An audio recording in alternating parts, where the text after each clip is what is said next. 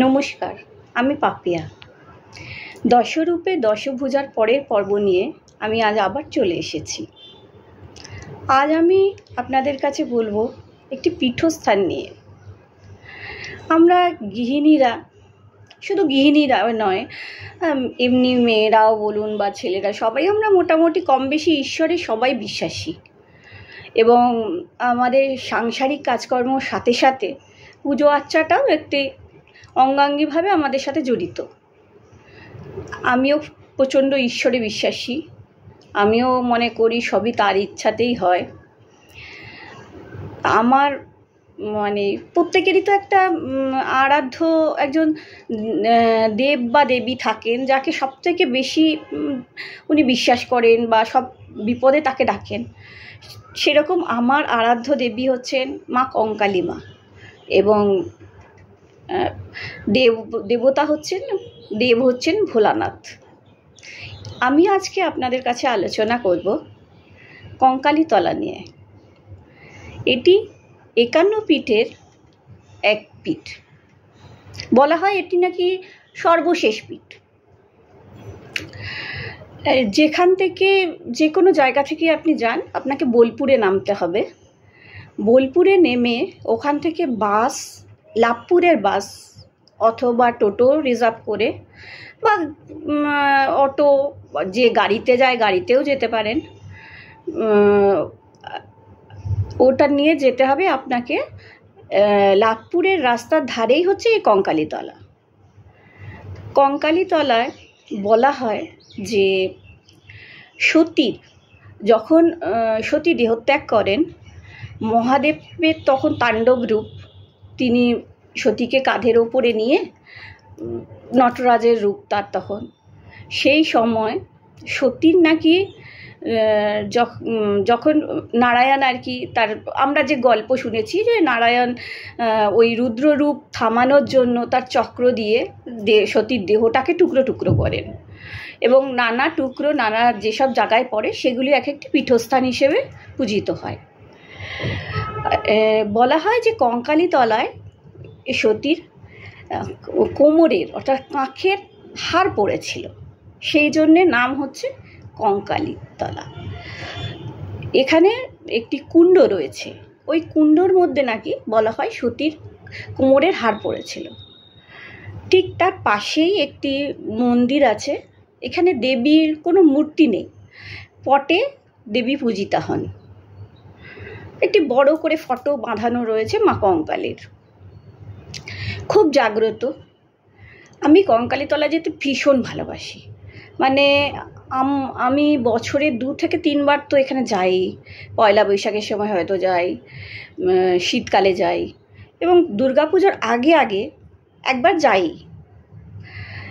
আগে আমি 2000 মোটামুটি 2 থেকে যাচ্ছি এখানে।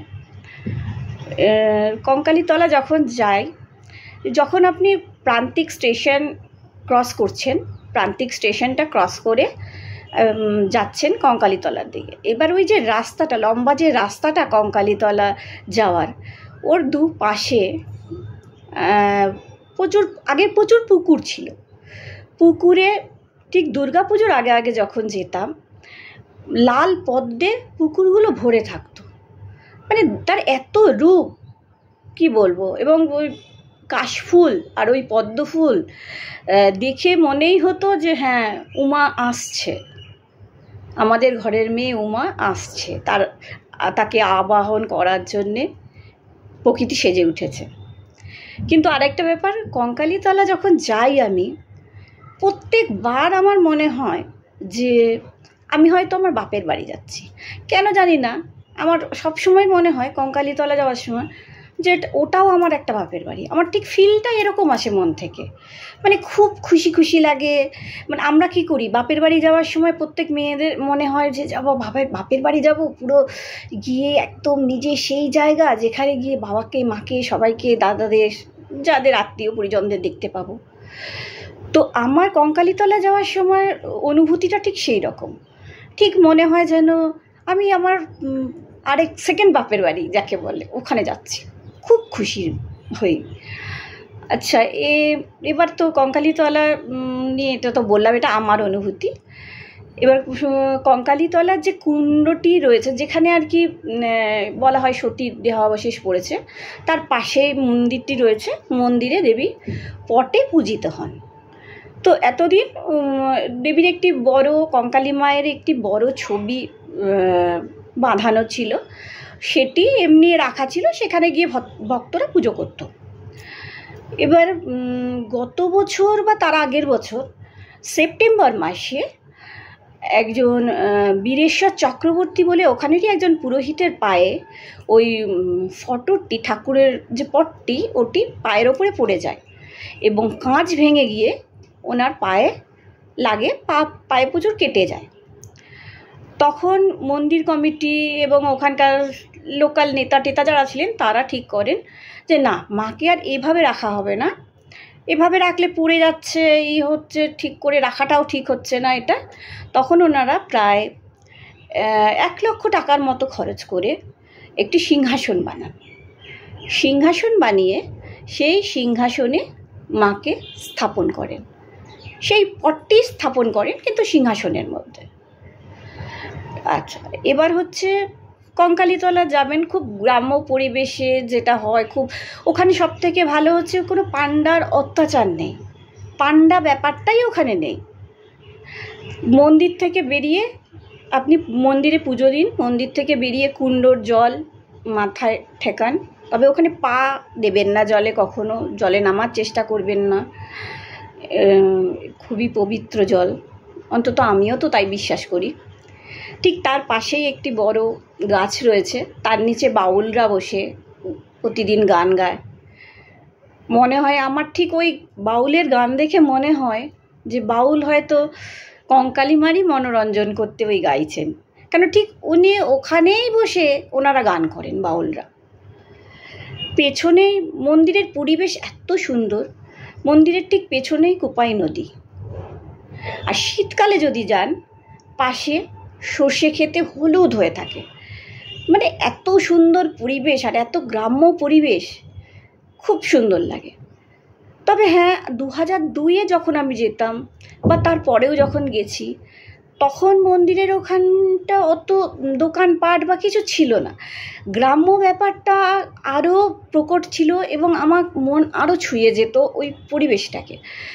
কিন্তু গত কয়েক বছর ধরে যেটা হয়, আধুনিকতার ছোঁয়া লেগেছে, যার ফলে প্রচুর দোকানপাট, এই ভিড় ভাড়াক্কা বেড়ে গেছে, সেটা ঠিক। তবে কঙ্কালী মায় যেহেতু বিশ্বাস করি, মার কাছে যাওয়া তো সে যে পরিবেশই হোক ভালো লাগে।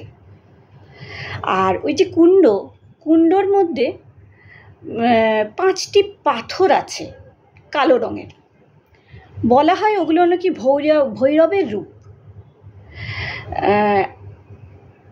অনেক বছর পর পর শুনেছি, যদিও 20 বছর পর পর, আমি সঠিক জানি না, যে ওই ভৈরবদের নাকি তোলা হয়, তুলে মন্দিরে নিয়ে গিয়ে পুজো করা হয় কদিন, তারপরে আবার রেখে দেওয়া হয়।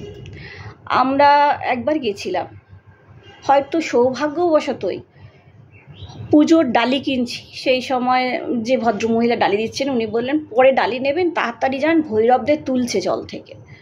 আমরা গেলাম, আমি, আমার হাজবেন্ড, আমার মেয়ে তখন ছোট। তো গিয়ে দেখলাম 5টি ওরকম কালো পাথর তোলা হলো, নানা সাইজের। বলা হয় ওটি ভৈরব, শিব রূপে পুজো হয়। এবং কথিত আছে যে দেবীর যে কোমরের হার পড়েছিল, তো ওখানে তো বলা হয় সতীর ওখানে দেহাবশেষ আছে, অর্থাৎ সতীর উপস্থিতি রয়েছে। তো ভৈরব নাকি সতীকে পাহারা দেওয়ার জন্য ওই কুণ্ডে অবস্থান করেন। তখন একটি পাশে ছোট্ট শিবের আলাদা মন্দির ছিল, সেখানে অত মানে ওই সময় ওই ভৈরবদের নিয়ে রাখা হতো। কিন্তু বর্তমানে একটি বিশাল শিব মন্দির করা হয়েছে, ঠিক কঙ্কালী মায়ের মন্দিরে ঢোকার আগেই বিশাল শিব মন্দির করা হয়েছে, খুব সুন্দর করে। ওখানের পরিবেশ সত্যি ভীষণ ভালো লাগে, ভীষণ ভালো লাগে। তো আবার ওর একটু পরেই, মানে কঙ্কালীতলা পেরিয়ে আর একটু গেলেই আরেকটি সতীপীঠ রয়েছে, তার নাম হচ্ছে ফুল্লরা। যদিও আমার ফুল্লরা এখনও পর্যন্ত যাওয়া হয়নি, কিন্তু মানে ভগবান উনি ফুল্লরা মা যতক্ষণ না টানছেন আমি যেতে পারবো না, কারণ আমি বিশ্বাস করি ভগবান চাইলে তবেই আমরা সেখানে যেতে পারি। যেমন কঙ্কালীতলায় আমি বারবার ছুটে যাই, তার কারণ আমাকে মা টানেন, সেই কারণে। আর কঙ্কালীতলা ঘুরে তারপরে শান্তিনিকেতনের আমার আর একটা খুব প্রিয় জিনিস হচ্ছে, ওখান থেকে ঘুরে প্রতিবারই যেটা যাই সেটা হচ্ছে সোনাঝুরির হাট বা খোয়াইয়ের হাট। সেই পরিবেশও ভীষণ সুন্দর। সেখানে কোনো লাইটের ব্যবস্থা নেই, যে কারণে হাট বসে মোটামুটি ভালো করে বসতে বসতে দুপুর 12টা থেকে 5টা পর্যন্ত, যতক্ষণ আর কি সূর্যের আলো থাকে। সেখানে সব গ্রামের লোকেরাই নানা রকম পণ্য নিয়ে এসে বসে। কাঁথা স্টিচের শাড়ি থাকে, বিভিন্ন ডোকরা টেরাকোটার গয়না থাকে, ঘর সাজানোর জিনিস থাকে। তারপরে একধারে হলুদ লাল শাড়ি পরে প্রতিদিনই দেখতে পাবেন সাঁওতালিরা নাচছে, সাঁওতালনিরা নাচছে মাথায় ফুল নিয়ে। ট্যুরিস্টরা যারা যায় তাদের কোমর জড়িয়ে ধরে নাচার জন্য জোর করে। ভালো লাগে, গেলে একটু তাদের সাথে নইলে কোমর দুলিয়েই নিলেন, খুব ভালো লাগে পরিবেশ। এবং সত্যি কথা, ওখানে অত আধুনিকতাটা ওই জায়গাটা তো অন্তত ছোঁয়নি, গ্রাম্য ভাবটা রয়েছে বলে মনকে ছুঁয়ে যায়। মনে হয় মাটির সেই সোদা গন্ধ ওখানে গিয়ে সত্যিই পাওয়া যায়। তাই যারা যাননি তারা একবার গিয়ে ঘুরে আসবেন বোলপুরের কঙ্কালীতলা, এবং ফেরার সময় একবার অবশ্যই ঘুরবেন খোয়াইয়ের হাট। খুব ভালো লাগবে, আমার তো ভীষণ ভালো লাগে। যাক, আজকে এখানেই শেষ করছি।